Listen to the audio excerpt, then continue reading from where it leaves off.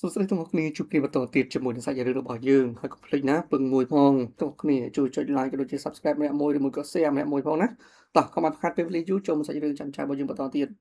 ពេលនេះជិនពីងគាត់ស្ដីបន្ទោសទៅមីងទី4ជាខ្លាំងហេតុអីបានជាបកគលរូបមន្តឆ្នាំបន្សាមទៅឲ្យបៃថាអញ្ចឹងដឹងអត់ថាឈួតហើយធ្វើអញ្ចឹងអូចំណែកស៊ឺមីងវិញគេបានដឹងរឿងគ្រប់យ៉ាងទាំងអស់ដូចគេបានមើលឃើញទស្សនវិជ្ជា live ផ្ទាល់ទាំងអស់គ្នាគេបានដឹងថាច័ន្ទចៅមួយបៃថាទទួលបានឆ្នាំបន្សាបាយរូបមន្តហ្នឹងណា ប៉ុន្តែនឹងមានរឿងដែលត្រូវបិទបញ្ចប់បន្ថែមទៀតគាត់បានប្រាប់ទៅឲ្យសាវជូស៊ូហ្នឹងធ្វើការងាររបស់គាត់ហើយការងារហ្នឹងតាក់ទងជាមួយកូនក្បិតដែលគាត់ហ្នឹងយកមកអាសាច់ហ្នឹងឯងទាំងអស់គ្នាកូនក្បិតហ្នឹងគឺសំខាន់ណាស់តាក់ទងរឿងក្តីណាហើយលុះដល់ពេលព្រឹកស្អែកឡើងសាវជូស៊ូបានមកជួបជាមួយនឹងທາງធានហាវທາງធានហាវឡើងភ្ញាក់ឲ្យព្រឹត្តតែម្ដងព្រោះដឹងថាសាវជូស៊ូមិនមែនជាមនុស្សល្អទេមិនដឹងថាមានមូលហេតុអីត្រូវមកជួបគាត់បើទោះបីជាពួកគេទាំង2ទាំង3នាក់ជាមួយនឹងទូសេរបស់យើងហ្នឹងធំធាត់ឡើងមកជាមួយគ្នាប៉ុន្តែសាវជូស៊ូអាក្រក់តាំងពីក្មេងមកហើយនៅក្នុងពេលហ្នឹងសាវជូស៊ូក៏បានគម្រាមទៅកាន់ທາງធានហាវថាយើងមកជួបឯងនៅក្នុងពេលនេះគឺដោយសារតែឯងជួបមនុស្សដែលមិនគួរជួបហើយនិយាយជាមួយមនុស្សដែលមិនគួរនិយាយប្រាប់រឿងដែលមិនគួរប្រាប់ មើលទៅឡើងគួរឲ្យភ័យហ្មងស្មានគេសម្រាប់ធ្វើທາງទៀនហាវតាក្រុមរបស់ច័ន្ទចៅវិញនៅពេលហ្នឹងក៏ត្រូវបានកូនចៅរបស់សាវជូស៊ូមកហៅលីងឡុងថានៅពេលនេះលោកម្ចាស់របស់ខ្ញុំណាត់នាងលីងឡុងទៅជួបហើយអ្នកប្រុសທາງទៀនហាវក៏នៅជាមួយគ្នាដែរដល់ទៅពេលលឺអញ្ចឹងទៅលីងឡុងចាប់ផ្ដើមបារម្ភមួយທາງទៀនហាវតែម្ដងខ្លាចគេមានគ្រោះថ្នាក់អញ្ចឹងណាព្រោះអីសាវជូស៊ូឲ្យវាអាក្រក់ផុតលេខហើយច័ន្ទចៅក៏ស្ម័គ្រទៅជាមួយនឹងលីងឡុងដែរតែគេមិនចង់ឲ្យទៅប៉ុន្តែមានពេលណាគេហាមឃាត់ច័ន្ទចៅបាន ដែលនៅក្នុងពេលហ្នឹងបន្ទាប់ពីនៅជាមួយនឹងសាវជេស៊ូមួយរយៈមកហ្នឹងគាត់មានអារម្មណ៍ថាທາງកណ្ហាវណាគាត់ថាយើងដូចជាចាញ់ល្បិចឯងមិនដឹងទេហេតុអីបានសុកឯងបបួលយើងមកលេងគប់ព្រួយអញ្ចឹងដល់ពេលគាត់ចង់ចាក់ចេញទៅវិញស្រាប់តែឃើញនីងឡុងមកដល់នៅពេលហ្នឹងទើបគាត់ដឹងថាអូចាញ់ល្បិចសាវជេស៊ូមែនឯងយកខ្ញុំមកគំរាមនីងឡុងមែនអត់ទេគាត់ក៏ចង់ចាក់ចេញទៅទៀតប៉ុន្តែត្រូវបានគេគៀកស្មាជាប់គំរាមមិនឲ្យទៅណាទេអញ្ចឹងសាវជេស៊ូគេខ្លាំងជាងហើយនៅក្នុងពេលហ្នឹង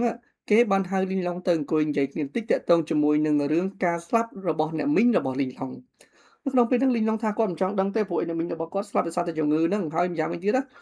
សាវជេស៊ូគឺជាមនុស្សអាក្រក់ខ្លាំងណាស់អញ្ចឹងហើយគាត់អត់ចង់និយាយជាមួយទេគាត់ចង់តែរឿងផ្ដាច់ពាក្យអញ្ចឹងណាប៉ុន្តែសាវជេស៊ូក៏ប្រាប់ថានាងដឹងអត់ថាទង្វើដែលនាងកំពុងតែធ្វើជួយទៅដល់បៃທາງហ្នឹងណាគឺជាទង្វើដែលកំពុងតែខុសឆ្គងខ្លាំងណាស់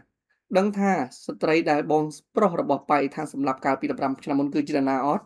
់ម្នាក់នោះគឺជានាមីងរបស់នាងហ្នឹងហើយគ្រួសាររបស់នាងបានប្រឌិតរឿងថានាមីងរបស់នាងស្លាប់ដោយសារតែជំងឺគាត់តែចង់បិទបាំងដោយសារគេឈ្មោះឲ្យនាមីងរបស់នាងតែប៉ុណ្ណោះធៀបពិតវិញត្រូវបានបងប្រុសរបស់ប៉ៃថាធ្វើបាបសម្លាប់យ៉ាងវេទនានឹងឯងហើយមិនតែប៉ុណ្ណោះទាំងអស់គ្នាគេបានរៀបរាប់រឿងហេតុប្រាប់មានសាកសីមានអីបើថាមិនជឿទេទៅសួរអ្នកមីងម្នាក់ដែលលីងឡុងបានជួបការពិភាក្សាមុនទៅ នៅពេលហ្នឹងលីងឡុងរបស់យើងគាត់ពិតជាពិបាកចិត្តខ្លាំងមែនទែនគាត់ក៏រត់មកផ្ទះដែលជួបជាមួយនឹងអ្នកមីងកាលពីមុនហ្នឹងណាហើយពេលដែលមកដល់ភ្លាមអ្នកមីងម្នាក់ហ្នឹងគាត់ក៏និយាយអ្នកមីងហ្នឹងគាត់គឺជាមិត្តភក្តិស្និទ្ធស្នាលរបស់អ្នកមីងបង្កើតរបស់លីងឡុងគាត់និយាយថានៅយប់ថ្ងៃកើតហេតុនោះគាត់ពិតជាបានឃើញបងប្រុសរបស់បៃថាងហ្នឹងដែលកាលនោះគឺជីងស៊ូវិនហ្នឹងបានចូលទៅក្នុងផ្ទះរបស់អ្នកមីងរបស់លីងឡុងមែននិយាយទៅឲ្យតែកូនកំមុំគ្រួសារហួរហ្នឹងទាំងអស់គ្នាគឺសុទ្ធតែដាក់ឈ្មោះលីងឡុងទាំងអស់ អញ្ចឹងណាមកពីមានលីងឡុងនឹងឲ្យកូនស្រីគេដាក់ឈ្មោះលីងឡុងហើយអញ្ចឹងអ្នកមីងរបស់លីងឡុងក៏ឈ្មោះលីងឡុងដែរបញ្ជាក់យ៉ាងច្បាស់ថាភាគរយច្រើនដែលជីងស៊ូវិននឹងជាអ្នកសម្លាប់អ្នកមីងរបស់លីងឡុងប៉ៃថាងឯនេះវិញហ្នឹងក៏បញ្ញាប់មកជួបជាមួយនឹងអ្នកមីងទី4របស់ខ្លួននៅក្នុងពេលហ្នឹងគាត់មើលទៅអ្នកមីងទី4ដូចជាចង់ប្រាប់រឿងអីមួយអញ្ចឹងក៏សួរចុះសួរឡើងទៅអ្នកមីងក៏ដាច់ចិត្តប្រាប់ថាឲ្យទៅជួយមិនបាច់ស៊ើបប្តីបន្តទៀតទេសើបទៅនំតាអាម៉ាស់បាក់ទឹកចិត្តឯងទេព្រោះអីហ្នឹង បងប្រុសរបស់ឯងជីងស៊ូវិនគឺពិតជាបានសារភាពដោយខ្លួនឯងថាគេគឺជាអ្នកសម្លាប់នារីកាលពី15ឆ្នាំមុនពិតប្រាកដមែន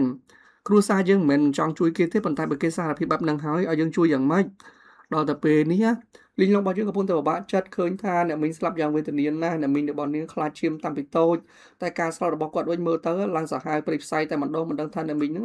ងរងទុក្ខលំបាកយ៉ាងណានោះទេអញ្ចឹងទៅ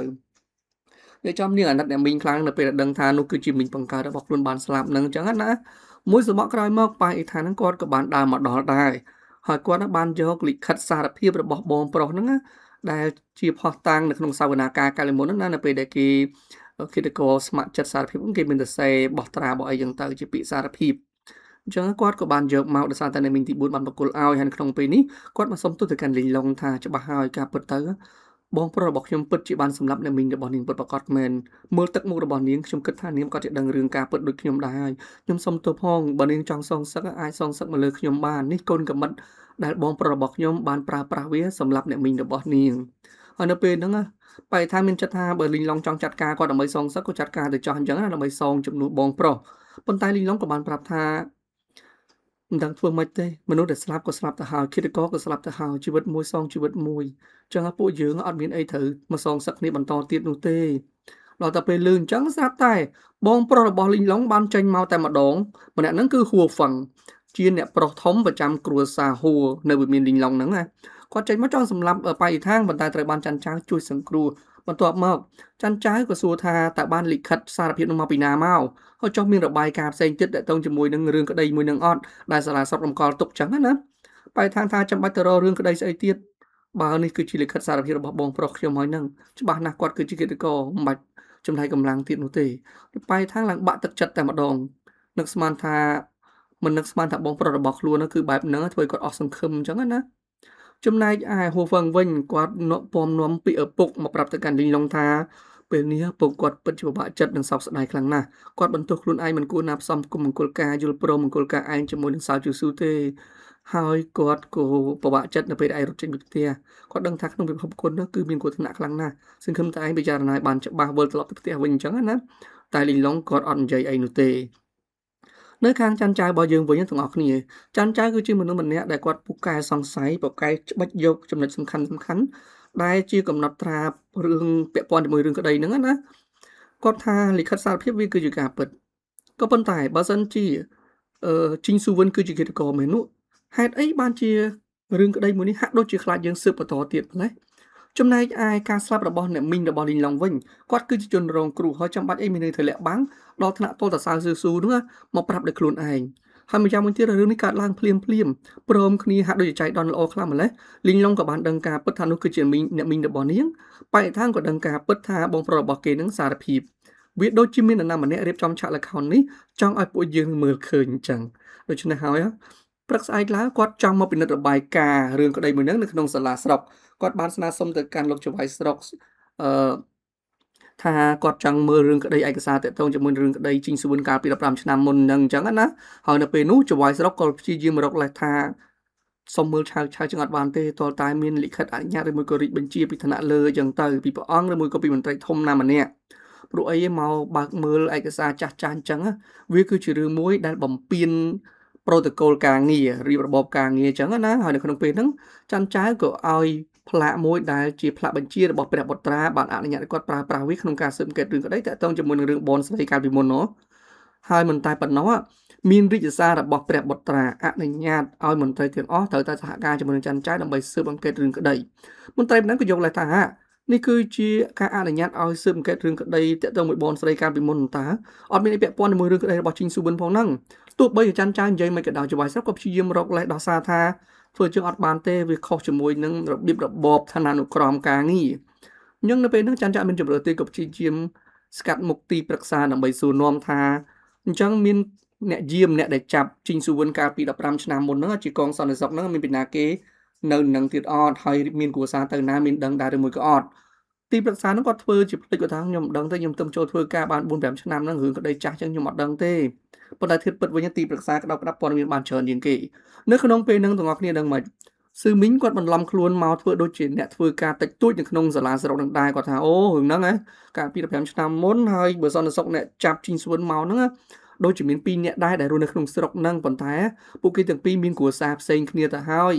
យគឺយូសានជាមួយនឹងវងស៊ីងដល់ទៅពេលលឺអញ្ចឹងទៅហ្នឹងគាត់មកសួរទីប្រឹក្សាទៅទីប្រឹក្សាថាអូហ្នឹងហើយហ្នឹងខ្ញុំចាំបាននោះគ្រួសារពួកគេនៅខាងនោះអញ្ចឹងណាប្រាប់ទីតាំងហ្នឹងទៅច័ន្ទចៅក៏បញ្ញាធ្វើដំណើរទៅកាន់ទីតាំងផ្ទះទាំងពីររបស់កងសន្តិសុខអតីតកាលពី15ឆ្នាំមុននោះស៊ូហើយនៅក្នុងពេលហ្នឹងបានជួបជាមួយនឹងអ្នកជិតខាងរបស់វងស៊ីងអញ្ចឹងក៏សួរនាំទៅតើទៅមួយរឿងក្តីហ្នឹងមានដឹងអត់គាត់ថាគាត់ដឹងតើរឿងក្តីមួយហ្នឹងជីងស៊ូវិនគាត់ជាគេតកឲ្យសាហាវខ្លាំងណាស់សម្រាប់គេអញ្ចឹងទៅមានផុសតាងត្រឹមត្រូវហើយម្យ៉ាងមួយទៀតវងស៊ីងហ្នឹងគាត់គឺជាអ្នកចាប់ខ្លួនជីងស៊ូវិនផ្ទាល់តែម្ដងឥឡូវហ្នឹងគាត់មានបញ្ជួយឡៃនេះហើយគាត់បានទៅនេះបាត់ហើយបញ្ជួយហ្នឹងមិនមែនឥឡូវទេទាំងអស់គ្នាបញ្ជួយហ្នឹងមានយូរប៉ុន្តែឥឡូវហ្នឹងគាត់អត់នៅទេគាត់បានភ្នំបាត់ហើយ ចាន់ចៅក៏បញ្ញាប់បញ្ញាល់តាមមករត់នៅឯភ្នំនឹងទៀតប៉ុន្តែបែរជាប្រទះឃើញវងស៊ីងហ្នឹងដេកស្លាប់ហើយគេបាននិយាយថាគាត់ធ្លាក់ពីលើភ្នំមកដោយធ្វើប្រហែសចឹងណាបាត់បង់ជីវិតទៅហើយ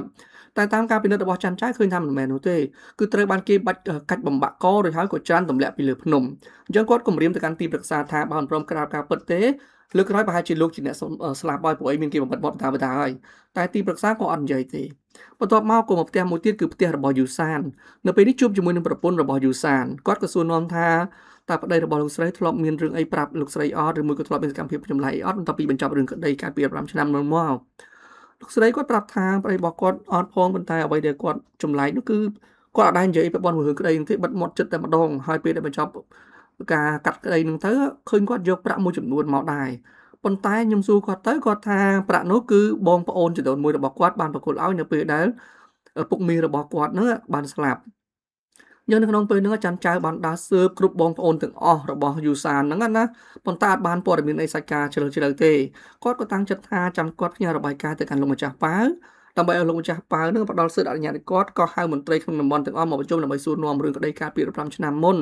ម្យ៉ាងវិញទៀតក៏អាចកោះកកាយរឿងជាច្រើនទៀតដើម្បីឲ្យវាវត្តៈកាលាគ្នាភ្លាមនោះគេក៏រត់មកប្រាប់ថាវិវរហើយបែកថាខូចចិត្តសវឹងគ្មានពីណាគេខាត់ស្ដាប់ទៀតឥឡូវនឹងសវឹងដើរប៉ាត់ណាប៉ាត់ណីអញ្ចឹងពេលនេះចាន់ចៅបានមកនាំបែកថាងទៅសម្រាប់អ្នកមីងទី4មកឃើញក៏យកចិត្តទុកដាក់ពិនិត្យមើលថែទៅលើបែកថាងទៅសើអំពីទេពកោសល្យរបស់គាត់ដែលថាការនៅក្នុងគ្រួសារជីងកាលមុនបែកថាងគឺពិតជាក្មេងម្នាក់ដែលឆ្លាតរៀនអីក៏ឆាប់ចេះឆាប់ចាំអញ្ចឹងណា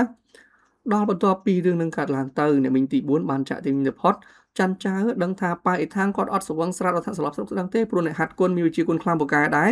ប៉ុន្តែដោយសារតែអារម្មណ៍ខូចចិត្តនោះចេះតែប្តីផ្ដួលអញ្ចឹងទៅរមូលផ្សំក្រិចគាត់ក៏និយាយថាបានហើយនៅពេលនេះអ្នកបំរើរបស់យើងទាំងពីរនាក់បាននាំគ្នាទៅស៊ើបអង្កេតរឿងក្តីរបស់ឯងបន្តទៀតហើយតែឯងវិញបែរជាមកដេកអស់កម្លាំងអត់បានការអត់ប្រយោជន៍អញ្ចឹងហីមកការពិតទៅរឿងក្តីនេះគួរសង្ស័យណាស់ប្រហែលជាបងប្រុសរបស់ឯងត្រូវគេទម្លាក់កំហុសគាត់ស្អាតស្អំទេព្រោះអីសាក់សីដែលជាប់ពាក់ព័ន្ធជាមួយរឿងក្តីនោះត្រូវបានគេសម្លាប់ហើយដូចជាវងស៊ីនជាដើម